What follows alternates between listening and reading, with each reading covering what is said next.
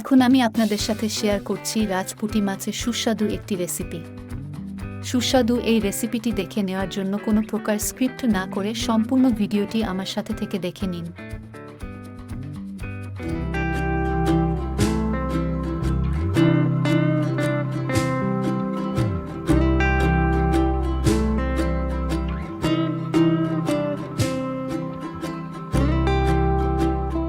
মাছগুলো ভালো করে ধুয়ে পরিষ্কার করে নিয়েছি। দিয়ে দিচ্ছি লবণ, দিয়ে দিচ্ছি হলুদ গুঁড়া, দিয়ে দিচ্ছি মরিচ গুঁড়া। হাতের সাহায্যে খুব ভালো করে মিশিয়ে নিচ্ছি।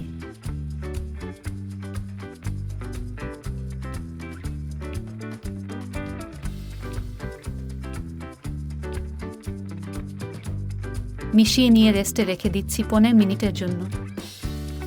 ধোয়া ওঠা গরম কড়াইতে দিয়ে দিয়েছি সরিষার তেল। আমি বেশিরভাগ রান্নাগুলো সরিষার তেল দিয়ে করে থাকি, এর জন্য সরিষার তেল দিয়ে দিয়েছি। তেল খুব ভালো গরম হয়ে তেল থেকে ধোয়া ছাড়া শুরু করলে গরম তেলে মাছগুলো দিয়ে দিচ্ছি।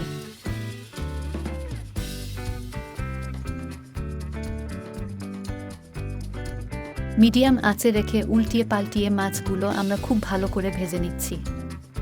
উল্টিয়ে পাল্টিয়ে খুব ভালো করে ভেজে নেওয়া শেষ। এখন তেল ঝরিয়ে তুলে নিচ্ছি। ভেজে নেওয়া মাছের তেলে দিয়ে দিচ্ছি পেঁয়াজ,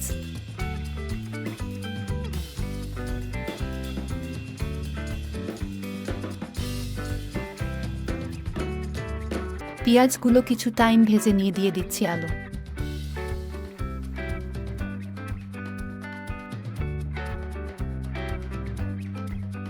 অল্প পরিমাণে দিয়ে দিচ্ছি লবণ,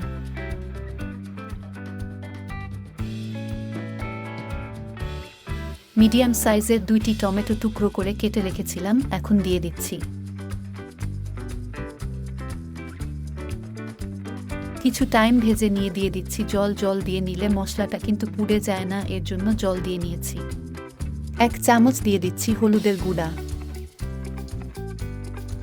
1 চামচ দিয়ে দিচ্ছি মরিচের গুঁড়া, 1 চামচ দিয়ে দিচ্ছি ধনিয়ার গুঁড়া।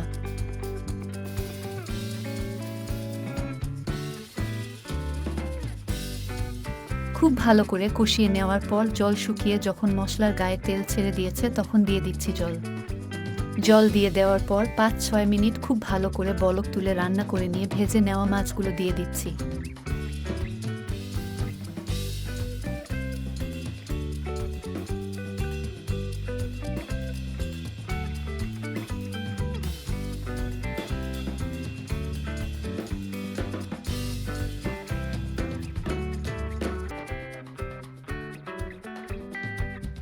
হাই হিটে রেখে খুব ভালো করে রান্না করে নিচ্ছি। ভাজা জিরা বাটা দিয়ে দিচ্ছি 1 চামচ। ভাজা জিরা বাটা দিয়ে দেওয়ার পর 1.5 থেকে 2 মিনিট তরকারিটা খুব ভালো করে জাল করে নিয়ে চুলাটা বন্ধ করে দিচ্ছি।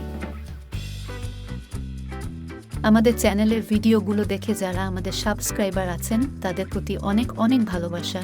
আর এখনও যারা আমাদের চ্যানেলটি সাবস্ক্রাইব করেনি তাদের কাছে ছোট একটা রিকোয়েস্ট, অবশ্যই আমাদের চ্যানেলটি সাবস্ক্রাইব করে আমাদের চ্যানেলের সাথেই থাকবেন।